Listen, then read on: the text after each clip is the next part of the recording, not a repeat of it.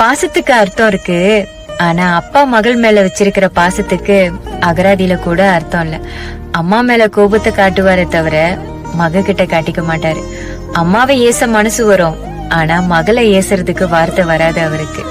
அப்பான்னு நம்ம கூப்பிடுவோம், ஆனா அவரு நம்மள பெத்த தாயா நினைச்சு கூப்பிடுவாரு. ஒரு பொண்ணு பிறந்த வீட்டுல இருந்து புகுந்த வீட்டுக்கு போனாலும் அப்பா பாசத்துக்கு ஈடா வேற எதுவுமே கிடையாது.